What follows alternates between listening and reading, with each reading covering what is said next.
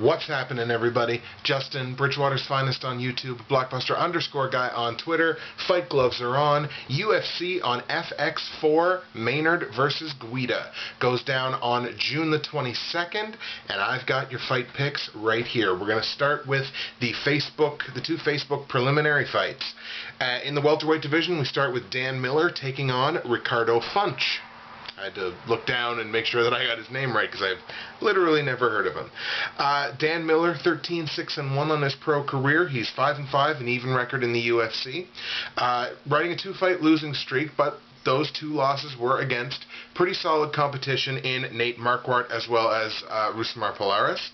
And interestingly, all six of his career losses have come by way of decision. So the judges' scorecards have not been overly kind to Dan Miller. Ricardo Funch, on the other hand, 8-3 on his pro career. He is 0-3 in his two separate stints in the UFC. UFC losses to Johnny Hendricks, Claude Patrick, as well as Mike Pyle. And a loss here for Funch is likely going to mean him getting cut. I know it's 0-3 in two different stints, but at the same time, if you lost now your fourth fight, all four of your fights in the UFC, chances are you're not going to stick around. Gonna have to go with the slight experience edge here. Got to give it to Dan Miller. I think Dan Miller's going to take this by way of a second round knockout or TKO. Moving to the bantamweight division, we have Ken Stone taking on Dustin Paige. Ken Stone, 10-3 in his pro career, an even record of 1-1 in the UFC. All 10 of his career pro wins have been finishes. He's got 4 knockouts and 6 submissions, so very balanced there. 2 of his 3 losses, however, he has been knocked out. So KO'd in 2 of his 3 losses, and Stone is absolutely a ground fighter, so I think he's going to be looking to get this fight to the ground as soon as he possibly can, which I think will be absolutely fine with his opponent, Dustin Paige. 11-5 in his pro career, also 1-1 in the UFC. All 11 of Dustin Paige's pro wins have been finishes, 3 knockouts and 8 submissions. Paige, like Stone, has also been knocked out in 3 of his 5 career losses. And Dustin Paige, of course, a 3-division fighter, now fighting in his 3rd division. He's trying to imitate Kenny Florian, I guess. So I think this is a fight that's going to hit the ground very early, and I think it's going to stay there for the majority of the fight. I see Dustin Paige taking this by way of a unanimous judge's decision. I think their grappling abilities are basically going to neutralize each other, so I don't expect a finish. I think this will go to the judges' scorecards, where the experience edge will give the win to a more active Dustin Paige. To the lightweights, we have Ramsey Nijem taking on CJ Keith. Ramsey Nijem, 5-2 in his pro career. He's 1-1 in the UFC. I was about to say Dustin Paige. Ramsey Nijem has been finished in both of his career losses. And in his last fight out, he scored a decision victory over Danny Downs. CJ Keith, undefeated, 8-0 on his pro career, making his UFC debut. 5 of his 8 wins have been finishes. He's got 3 knockouts and 2 submissions, and is also on his last 3 fights have all been won by way of either knockout or technical knockout, including a gorgeous flying knee knockout that I can't remember the name of his opponent now, but look it up on YouTube. Just look up CJ Keith flying knee, and it was a great finish. I really like Ramsey Nijem. I'm a Ramsey Nijem fan. At the same time, he's let me down in a couple of fights where I've really been rooting for him, including the Ultimate Fighter finale against Tony Ferguson.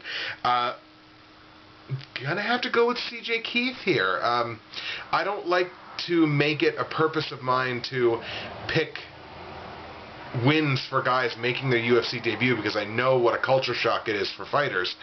But at the same time, I'm really impressed with CJ Keith, and I think he's going to go in there, and I think he's going to take Nijem to school. I think he's going to either knock him out or TKO him inside of the first 5 minutes. Moving down to the featherweights, we have Steven Siler taking on Joey Gambino.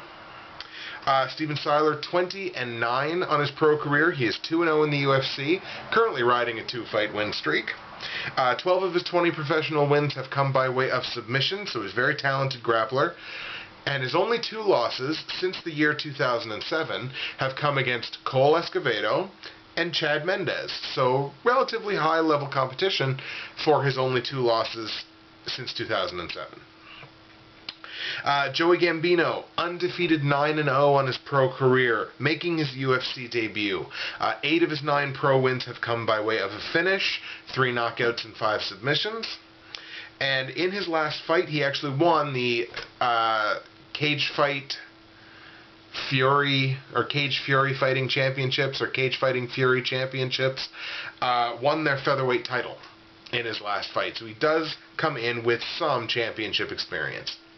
All that being said, I have to give the advantage once again to the more experienced fighter, which in this fight very clearly is Steven Siler. So I'm going to give Steven Siler the victory. I think he's going to take this to the ground. It's going to get into the second round, but I think ultimately Steven Siler will come out of it with a second round submission victory. Moving to the welterweights, we have Rick the Horror Story taking on Brock Jardine. Rick Story, 13-5 on his pro career. He is 6-3 in the UFC. Rick Story currently riding a 2-fight losing streak to Charlie Brenneman and Martin Kampmann, so no scrubs there. And when the fight goes to decision, Rick Story is 7-5 on his career. 7 decision wins, 5 decision losses. Brock Jardine, 9-1 on his pro career, making his UFC debut. Currently on a 3-fight winning streak after suffering his first career loss in September of 2010, and 7 of his 9 pro wins have come by way of a finish. Looking at this matchup, I like what I've seen from. I like Rick Story. I like Rick Story as a fighter. Well, at the very least, I don't dislike him. Brock Jardine, to me, has shown quite a bit, has shown that he belongs in the big show, and once again, I think he's going to prove it. And again, I don't like to make it a point of betting 4 guys making their UFC debuts, but Brock Jardine is the real deal, and I think he's going to prove that to Rick Story by way of a unanimous judge's decision. I think this fight is mostly going to stay on the feet, and I think Brock Jardine is going to have control for a large portion of the fight to take a unanimous decision victory. Up to the middleweight, we have Nick Catone taking on Chris Camozzi. Nick Catone, 9-2 on his pro career. He is 3-2 in the UFC. Currently on a 2-fight winning streak against Jesse Forbes and Konstantinos Philippou. And has an absolutely even win distribution. He's got 3 wins by knockout, 3 wins by sub, and 3 wins by decision. So, again, very balanced fighter in his results. Taking on Chris Camozzi, 16-5 on his pro career. Looking at the wrong person, has an equal 3-2 record in the UFC. 10 of his 16 pro wins have come by way of finish. He's got 4 knockouts and 6 submissions. However, 3 of his 5 career losses have also come by way of decision. Or have come by way of submission, sorry. So 3 of his 5 career losses have come by way of submission. I imagine that Chris Camozzi's game plan here is going to be get the fight to the ground. Because yes, he has lost 3 of 5 career losses by way of submission, but he also has 6 submission victories. So it's a little more in his favor on the ground. And Camozzi's going to want to get this fight to the ground immediately. What I like about Chris Camozzi is his submissions are very balanced. He's got a choke submission, he's got an armbar submission, he's got an ankle lock submission, he's got a toe hold, I believe. So he really mixes up. He's very versatile on the ground, and he's not one of these guys that's got one weapon on the ground and that's what he's going to go for. He's got multiple weapons on the ground. I think he's going to use those to come away with a first-round submission victory.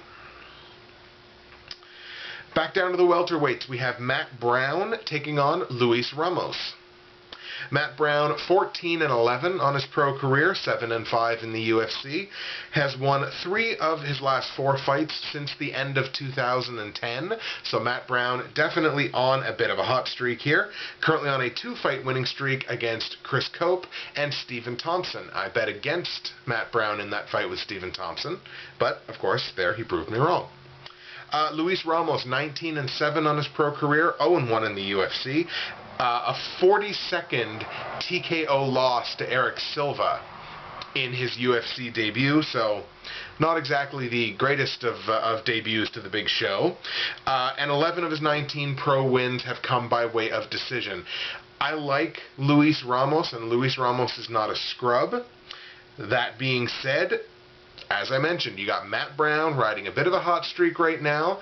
I've lost out a couple of times by betting against Matt Brown based on the fact that he doesn't exactly have a sparkling MMA record with 14 wins and 11 losses.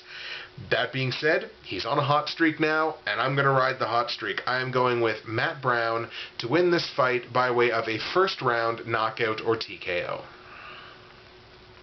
And the last fight on the undercard, in the featherweight division, we have Hudson Hioki taking on Ricardo Lamas. This is going to be a very, very good fight. Hudson Hioki, 26-4-2 on his pro career. He's 2-0 in the UFC. Both of his UFC wins have come by way of decision. Decision wins against George Roop and Bart Palashevsky. And I've said it multiple times on these predictions before, Hudson Hioki is the number 2 featherweight in the world behind Jose Aldo, and I think this is another one of those stepping stones on the way to an eventual title fight with Jose Aldo. But he's going to have to get past Ricardo Lamas. Ricardo Lamas, 11-2 in his pro career, 2-0 in the UFC. 2 finish wins inside of the UFC. He TKO'd Grice, and he submitted Cub Swanson for his two UFC victories. Also had 6 fights in the WEC, where he found, I believe he was 4-2 in the WEC. So found success there. To me, it's Hudson Hioki. I can't bet against Hudson Hioki. The only featherweight in the world where I would think about betting against Hudson Hioki is Jose Aldo. So, to me, this is Hudson Hioki's fight to lose. I think he is going to win it by way of unanimous judges' decision. I figure this is going to be a bit of a grapple fest, because with Hudson Hioki it usually is, and Hioki's grappling is just on another planet. He's right up there with Shinya Aoki and a lot of the other great grapplers that we have in MMA. Hudson Hioki, unanimous judges' decision. So let's move on to the main card now. Also in the featherweight division, we have Ross Pearson taking on the aforementioned Cub Swanson. Ross Pearson, 13-5 on his pro career, 5-2 in the UFC, has split his last 4 fights, win-loss in his last 4, and he's 2 out of 3 in 3 straight decisions. Those last 3 fights have all been decisions, and he's won 2 of those 3. 8 of his 13 pro wins have come by way of finish. He's got 3 knockouts and 5 submissions, so again, relatively balanced there. Taking on Cub Swanson. Cub Swanson, 16-5 on his pro career. He's 1-1 in the UFC. Knocked out George Roop in his last fight. And like Ross Pearson, Cub Swanson has actually split his last 6 fights as win-loss, win-loss, win-loss. And 12 of his 16 pro wins have been finishes, 5 knockouts, and 7 submissions. So this is a battle of 2 very balanced guys. They're both good on the ground. They're both good on their feet. Ross Pearson, very effective boxing. And to me, Cub Swanson is a little bit more well-rounded than Ross Pearson is, and I think he's going to use that to his advantage. I'm predicting Cub Swanson a unanimous decision victory. Up to the welterweights, we have Brian Ebersole versus TJ Wahlburger. This is going to be my official pick for Fight of the Night. Ebersole and Wahlburger, I think, are going to go in there and put on an absolute show. Brian Ebersole, very experienced fighter, 49-14-1-1. He's got 65 career fights in professional mixed martial arts. He is 3-0 in the UFC and currently riding a 10-fight win streak.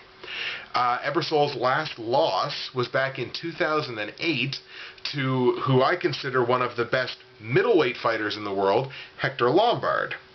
And Ebersole, the book on Ebersole is that there is really nothing in the book besides he's very exciting to watch. Brian Ebersole, whatever Ebersole does is just gold. It's money inside the cage. Taking on T.J. Wahlburger. T.J. Wahlburger, 15-6 on his pro career. He is 3-1 in the UFC. Also, only has one loss since 2008. That was to Johnny Hendricks in March of last year. And 12 of his 15 pro wins have come by way of submission. I think this fight is going to go everywhere. This fight's going to be in the clinch, up against the cage, in the stand-up, on the ground. This fight's going to go everywhere, and it's going to be very even, back and forth. We could have another Forrest Griffin and Stephan Bonner on our hands. This could be, but much more balanced than that fight. Ebersole and Wahlburger, to me, is going to be fight of the night. I'm giving the slight edge to the more experienced Brian Ebersole to take a unanimous decision victory. In the co-main event in the lightweight division, we have the rubber match between Sam Stout and Spencer Fisher. Each one of these guys has won one fight against each other. This is the rubber match, the end of the trilogy. Sam Stout, 17-7-1 on his pro career, 6-6 in even record in the UFC. 10 of his 17 pro wins have been finishes. He's got 9 knockouts to go with 1 submission. He has split his last 8 fights, win-loss, win-loss, win-loss, win-loss in his last 8 fights. And also, as with Rick Story we talked about earlier, he is 7-5 when the fight goes to the judges. Spencer Fisher, 24-8 on his pro career, so a little more experienced than Sam Stout. 9-7 in the UFC, also has a slightly better record. However, he has lost 4 of his last 5 fights. Those losses coming to Joe Stevenson, Dennis Seaver, the aforementioned Ross Pearson, as well as Thiago Tavares. In my mind, this is win or go home for Spencer Fisher. You win this fight, cool, kind of keep going, see if you can get a little bit of traction. If he loses this fight, I imagine this will be his cut. Because, like I said, having lost 4 of his last 5, that would be 5 of his last 6. I know he's one of these guys like Dan Hardy, who every fight he comes to fight, but you got to have the results to go along with it. So I think if Spencer Fisher loses this fight, he is done. I believe he is going to lose this fight. I'm giving the advantage to Sam Stout by way of a 3rd round knockout or TKO. I'm going to take a drink because we are at the main event. Main event of the evening, 5 rounds of fighting in the lightweight division. We have Gray, the Bully Maynard, taking on Clay, the Carpenter, Guida. Gray Maynard, 10-1-1-1 on his pro career. He is 8-1-1-1 in the UFC. 8 of his 10 pro wins, of course, have come by way of decision. And actually, of note, he recently left the Extreme Couture camp, I believe with the intention of joining AKA. However, he joined the Nova União BJJ camp. They've got Jose Aldo, they've got oh, come on, they've got Jose Aldo, it's Wagner Fabiano, I know, used to train there. I know they've got other fighters. They've got champions. BJ Penn used to train there. So I know they've got other good fighters besides Jose Aldo, but he's the only one that's coming to mind. Taking on Clay Guida. Clay Guida, 29-12 on his pro career. He is 9-6 in the UFC, a respectable record. Had a loss to Ben Henderson in his last fight in November, and that snapped a 4-fight win streak for the Carpenter. Clay Guida is one of my favorite fighters. If you watched my last 2 year in review shows, he's consistently been up there in the top couple of my favorite fighters. However, I think Gray Maynard, based on his elite level wrestling, and Clay Guida's no slouch when it comes to wrestling either, but I think Gray Maynard has got the skill to keep Clay Guida at bay, get get Guida to the ground and keep him there. I think this is actually going to be a relatively boring main event, despite the fact that it's got Clay Guida in it, who I still think is one of the most exciting fighters in MMA. I'm going to take Gray Maynard by way of a relatively boring unanimous judges' decision victory over Clay Guida. So those are my fight picks. We'll go over them here one more time before the batteries run out of my camera. Starting on the undercard, we have welterweight Dan Miller defeating Ricardo Funch by way of second round knockout or TKO. And we have Dustin Paig defeating Ken Stone in the bantamweight division by way of unanimous judges' decision. We have CJ Keith defeating Ramsey Nijem in the lightweight division by first round knockout or TKO. At featherweight division, we have Steven Siler defeating Joey Gambino by way of second round submission. In the welterweight division, we have Brock Jardine defeating Rick Story by way of unanimous judges' decision. At middleweight, we have Chris Camozzi defeating Nick Catone by way of first-round submission. At welterweight, we have Matt Brown defeating Luis Ramos by way of first-round knockout or technical knockout. And in the last fight on the undercard, we have, at the featherweight division, Hioki defeating Ricardo Lamas by way of unanimous judges' decision. Moving to the main card, featherweight, we have Cub Swanson defeating Ross Pearson by way of unanimous judges' decision. At welterweight, we have Brian Ebersole defeating TJ Wahlburger by way of unanimous judges' decision. My pick for fight of the night. At lightweight, in the rubber match between Sam Stout and Spencer Fisher, we have Sam Stout beating Spencer Fisher by way of third round knockout or TKO. And in the main event, 5 rounds in the lightweight division, I have Gray Maynard defeating Clay Guida by way of unanimous judges' decision. Ladies and gentlemen, those are my picks. UFC on FX4, again, takes place June 22nd. I will be watching, hoping the fight picks go well. Justin, Bridgewater's Finest on YouTube, Blockbuster_guy on Twitter. Fight gloves are on. UFC picks. Let's do it.